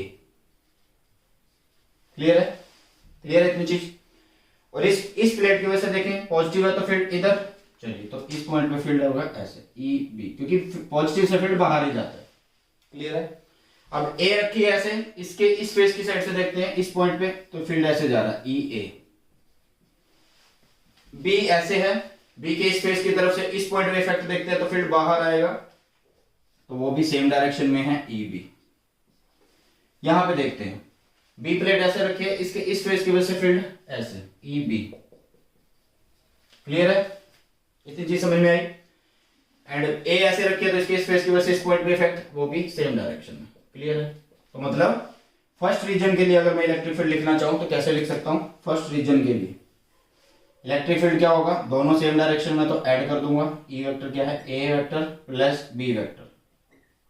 क्लियर है इतनी चीज? ठीक है, ठीक है। मतलब मान लीजिए अगर इसकी चार्ज डेंसिटी है सिग्मा 1 और इसकी है सिग्मा 2, एंड मैं यहाँ पे एक और चीज बोल देता हूँ कि सिग्मा 1 ग्रेटर है किससे? सिग्मा 2 से। ठीक है, वो काम आएगा आपका, भी मैं बताता हूँ। तो ई ए क्या फॉर्मूला होता है? ई का सिग्मा बाय 2 एप्सिलॉन नॉट होता है। ठीक है, तो मतलब ई क्या आ गया आपके पास? Sigma 1 by 2 epsilon naught. B के लिए sigma 2 by 2 epsilon naught. Clear है? सेकंड फेज के लिए अगर मैं लिखूं तो दोनों अपोजिट डायरेक्शन में है। अपोजिट के लिए क्या करना पड़ेगा? माइनस करना पड़ेगा दोनों को। तो किस में से किसको माइनस करें? मैंने पहले लिख दिया, इसकी चार्ज डेंसिटी ज्यादा है, इसकी कम है, या आप इसकी ज्यादा मानोगे तो इसमें से माइनस कर देना, इसको ज्यादा मान रहे तो इसमें से माइनस कर देंगे। मीन्स 1, जिसको ए बोल रहे हैं ये बी, मतलब E is equal to sigma 1 by 2 epsilon naught minus sigma 2 by 2 epsilon naught हुआ। क्लियर है? थर्ड के लिए लिखते हैं। थर्ड के लिए वही कैसा, सेम डायरेक्शन, यहाँ पे भी सेम डायरेक्शन, तो सिंपल आएगा क्या, sigma 1 2 epsilon not plus sigma 2 2 epsilon naught. Clear है, इतनी चीज समझ में आ गई, इतनी चीज समझ में आ गई आपके, क्लियर है। तो ई हो गया क्या, सिग्मा 1 माइनस सिग्मा 2, ये सारी चीजें आपको आनी चाहिए, बहुत जरूरी है। लेकिन आपके पास केस कौन सा आ जाता है, एक और केस आ जाता है कि अगर आपके पास शीट ऐसी हो कि एक शीट पे चार्ज क्या हो, पॉजिटिव, क्लियर है, एक शीट पे चार्ज क्या है, पॉजिटिव, एंड एक शीट पे आपका चार्ज इंड्यूस हो जाता है कितना, ड्यू टू पॉजिटिव की वजह से यहाँ पे नेगेटिव आ जाता है, क्या आ जाता है, नेगेटिव। ठीक है, तो मैं यहाँ पे 3 पॉइंट कंसीडर करता हूं, इस पॉइंट को थोड़ा सा पीछे करके लिख देते हैं यहाँ पे, ई बी ई ए। ठीक है, ये अब हमारे जैसे किसी काम का नहीं है, हम तो इसकी बात कर रहे हैं। तो देखो यहाँ पे पॉजिटिव रखा है, ये प्लेट है ए, ये वाली प्लेट है ए, ठीक है, ये है बी। अब दो प्लेट रखी हैं, यहाँ पे ए प्लेट ऐसे पॉजिटिव इधर निकल रहा है और उधर रखा है नेगेटिव, तो नेगेटिव में अंदर जा रहा है। ठीक है, मतलब यहां से निकल के फील्ड यहाँ पे जा रहा है। तो मतलब यहाँ पे अगर मैं एक पॉइंट कंसीडर करूं तो ये फील्ड निकला ई ए, किस में चला गया, ई बी में चला गया। ठीक है, तो दोनों की डायरेक्शन सेम है, वो सेम डायरेक्शन में जा रहे हैं, मतलब अब मिड के अंदर ऐड होंगे। ठीक है, इस पॉइंट पे बात करते हैं। नेगेटिव में फील्ड अंदर आता है, तो अब शीट ऐसे है, इस पॉइंट को अगर ध्यान में रखेंगे तो फील्ड अंदर आना चाहिए ना, तो यहां पे अंदर आ रहा है ई बी। क्लियर है, और इसी पॉइंट पर इफेक्ट देखते हैं ड्यू टू पॉजिटिव से फील्ड बाहर जाता है, तो इस पॉइंट पे ई ए ऐसे होगा। क्लियर, मतलब अपोजिट डायरेक्शन में होंगे। तो सेम केस यहां पे होगा, एक इधर होगा, ठीक है, ई ए, एंड अंदर जा रहा होगा कौन सा, ई बी। क्लियर है, अगर ये चीज समझ में आ गई तो आपको सारी चीज समझ में आ गई। ठीक है, एंड मैं यहाँ पे बोलता हूँ कि जो सिग्मा 1 है वो सिग्मा है, and sigma 2 is also sigma. अब कई बच्चे बोलेंगे इसको नेगेटिव मानना है, तो नेगेटिव क्यों नहीं रख रहे हैं यहाँ पे, भैया negative is only for direction, and direction हमने फाइंड आउट कर ली है। ठीक है, तो फिर से पंगा पड़ जाएगा, तो दैट्स वाई आप डायरेक्शन को बार बार ना लिखो, वहां पे नेगेटिव को कंसिडर ना करो। तो इनको यहाँ पे पुट करो, इसमें एंड इसमें, आपको पता लगेगा कि मिड में आपको इलेक्ट्रिक फील्ड मिल जाता है, जो कि क्या है, sigma by epsilon not. Add करना है बस, और कुछ नहीं करना। ठीक है, ऐड करना है और कुछ नहीं करना, यहां पे पुट नहीं करना, उसके लिए करना। ठीक है, देखो यहां पे क्या है, अपोजिट डायरेक्शन में, तो कॉमन सी बात है यहाँ पे माइनस होंगे। ठीक है, एंड इनकी सेम चार्ज डेंसिटी है, तो यहाँ 0 हो जाएगा, एंड यहाँ पे सेम डायरेक्शन में तो ऐड होंगे। ठीक है, तो उससे आ जाएगा आपके पास ये, एंड यहाँ पे फिर से क्या हो जाएगा, 0। ठीक है, तो ये केस आते हैं आपके पेपर में। तो ये थी एप्लीकेशन सेकंड गॉस थ्योरम की। अब चलते हैं एप्लीकेशन नंबर 3 पर, इसको एक बार स्क्रीनशॉट लो। चलिए, तो थर्ड एप्लीकेशन पे चलते हैं, जो कि लास्ट एप्लीकेशन है गॉस थ्योरम एप्लीकेशन की, एंड साथ में इस चैप्टर की भी जो है एप्लीकेशन जो है ये लास्ट है, डेरिवेशन लास्ट है। तो इसका मतलब ये चैप्टर की जितनी डेरिवेशन है वो हमने वन शॉट में कर ली, एंड एक बेस्ट वे में खत्म कर ली है। ठीक है, एंड ये जो अभी मैं करवा रहा हूँ, ये अभी बोर्ड 2021 के लिए सिलेबस में नहीं है, तो सीबीएसई के सिलेबस में नहीं है। अगर किसी और बोर्ड में से भी कटी है तो आप मत करना इस चीज को। ठीक है, चलिए, तो आपको करनी है third application, electric field intensity due to thin charge sphere. एक स्फीयर लेना है जो कि थिन है, या चार्ज स्फीयर आप मान सकते हो। ठीक है, तो यहाँ पे मैंने एक केस लिया कि पहले आपके पास एक मैंने स्फीयर लिया जिसका रेडियस कितना है, स्मॉल आर है। क्लियर है, जिसका रेडियस कितना है, स्मॉल आर, एंड इसके बाद यहाँ पे स्मॉल आर है, एंड इसके ऊपर जो चार्ज है वो पॉजिटिव है। मैंने इसको पॉजिटिवली चार्ज कर दिया, क्या कर दिया, इसको पॉजिटिवली चार्ज। क्लियर है, इतनी चीज समझ में आ गई कि इसको कर दिया हमने पॉजिटिवली चार्ज। अब मैंने बोला था कि इसको क्या करना पड़ता है, क्लोज करना पड़ेगा, एंड क्लोज करेंगे तो इसके लिए हम गॉसियन सरफेस बना लेंगे यहाँ पे। तो यहाँ पे हमने बना दिया है गॉसियन सरफेस। ठीक है, गॉसियन सरफेस बनाया, एंड इस गॉसियन सरफेस का जो रेडियस है वो है कैपिटल आर। ठीक है, फील्ड हर एक डायरेक्शन में होगा। ठीक है, तो कहीं पे भी अगर मैं कहीं पे भी गॉसियन सरफेस पे एरिया कंसीडर करता हूँ, मान लीजिए मैंने यहाँ पे कंसीडर किया, तो मैं जहां से देख रहा हूँ उसकी साइड इसका डायरेक्शन है किसका, एरिया का, area direction. And electric field जहां मैं देख रहा हूं वहां कहां जा रहा है इलेक्ट्रिक फील्ड, मान लो मैं यहां से ऐसे देख रहा हूं स्फीयर को, तो मेरी तरफ आ रहा है इलेक्ट्रिक फील्ड, तो तो इलेक्ट्रिक फील्ड भी इसी डायरेक्शन में, तो मतलब theta is equal to 0 degree, theta is equal to 0 degree. Clear है? चलिए, तो अकॉर्डिंग टू गॉस थ्योरम, अब यहाँ पे केस क्या है, ये केस, पहला केस ये है कि जब आपका कैपिटल आर बड़ा है किससे, आर से, ठीक है, मतलब गॉसियन सरफेस हमने बाहर की तरफ लिया है, ठीक है। चलिए, तो according to Gauss theorem, according to Gauss theorem क्या होगा यहाँ पे, देखिए, अकॉर्डिंग टू गॉस थ्योरम हम लिखेंगे क्या, E vector dot D S vector is equal to Q by epsilon naught. Clear है? तो integration E D S cos बन जाएगी अब, और हो जाएगा Q by epsilon naught, and theta is 0 degree, theta क्या होगा, 0 डिग्री होगा, and cos 0 is 1, cos 0 is 1, क्यों, क्योंकि यहाँ पे थीटा मैंने बता दिया। अब e को लिखा बाहर, इंटीग्रेशन होगी किसकी, ds की, यहाँ पे हो गया q by epsilon not. Integration of ds क्या है, इंटीग्रेशन ऑफ ds क्या है, इंटीग्रेशन ऑफ ds का मतलब है कि हम इसको इंटीग्रेट कर रहे हैं, ये बाहर वाले स्फीयर को इंटीग्रेट कर रहे हैं, बाहर वाले स्फीयर को अगर इंटीग्रेट कर रहे हैं तो उसका सरफेस एरिया निकाल रहे हैं, एंड वो है गॉसियन सरफेस, एंड जिसका रेडियस है कैपिटल R, तो यहाँ पे आ जाएगा 4 पाई कैपिटल R का स्क्वायर। ठीक है, अब यहाँ पे जो Q लिखा हुआ है, Q, ये Q किसके ऊपर है, इसके ऊपर है, अंदर वाले स्फीयर के ऊपर है, तो उसका अगर हम Q निकालना चाहे तो Q कैसे निकाल सकते हैं, देखिए Q कैसे निकाल सकते हैं, हमें पता है कि जो सिग्मा होता है वो चार्ज बाय एरिया होता है, ठीक है, तो Q बाय एरिया, इसका एरिया कितना है अंदर वाले का, 4 पाई स्मॉल r स्क्वायर, ठीक है, तो यहां से जो Q आएगा वो कितना आ जाएगा, sigma 4 pi small r square, तो यहां पे रख देते हैं E, इंटीग्रेशन ds कितना है, 4 पाई कैपिटल R स्क्वायर है, ये हुआ Q कितना है, सिग्मा, Q कितना है, sigma 4 pi small r square, ठीक है, एंड नीचे आपके पास क्या है, एप्सिलॉन नॉट, तो 4 पाई से 4 पाई कैंसिल हो गया, तो आपके पास बचा E जो कि है sigma small r square upon epsilon not capital R square. Clear हुआ ये चीज, ठीक है। अब इसमें भी आपके पास दो केस आते हैं कि अगर हम गॉसियन सरफेस यहाँ की बजाय बिल्कुल इसके जस्ट ऊपर ही ले लें, मतलब सेकंड केस ये है कि अगर आपका R जो है वो स्मॉल r के इक्वल हो जाए, तो यहाँ पे क्या चेंज हो जाएगा, तो आपका E बन जाएगा क्या, R स्मॉल r हो चुका है, तो दोनों ऊपर नीचे सेम हो जाएंगे, कट जाएंगे, तो यहाँ पे बन जाएगा सिग्मा बाय एप्सिलॉन नॉट। तीसरा केस ये हो सकता है, अगर वो आपसे थर्ड केस पूछे, वो अगर आपसे ये पूछ दे कि गॉसियन सरफेस बिल्कुल अंदर है, कि यहाँ पे हमने कंसीडर कर लिया, अगर हमने अंदर कंसीडर कर लिया, अगर भाई आप अंदर कंसीडर कर रहे हो, इसका मतलब आप कोई भी जो चार्ज एनक्लोज कर रहे हो उसको नहीं कर पा रहे हो, तो वो जीरो है, चार्ज जीरो है तो इसका मतलब इलेक्ट्रिक फील्ड जीरो है। क्लियर है? तो ये थी आपकी थर्ड एप्लीकेशन गॉस थ्योरम की, एंड इसी के साथ हमने chapter first electric charges and field की जितने डेरिवेशन है सबको वन शॉट की हेल्प से खत्म कर दिया, एंड आई होप कि आपको मजा आया होगा पढ़ते हुए, एंड अगर मजा आया तो वीडियो को लाइक कर देना एंड शेयर कर देना, अगर आप चैनल पे नए हैं तो सब्सक्राइब कर देना। तो इसी की तरह हम बाकी चैप्टर के भी वन शॉट अपलोड कर देंगे डेरिवेशन के, एंड पूरी फिजिक्स की theory with numerical with derivation already uploaded है, बट ये डिमांडिंग थी कि सर वन शॉट बनाओ सिर्फ डेरिवेशंस के, तो इसलिए मैंने अपलोड किया। आई होप कि वीडियो आपको पसंद आई है, मिलते हैं हमारी नई वीडियो में। Thanks for the watching, God bless you all.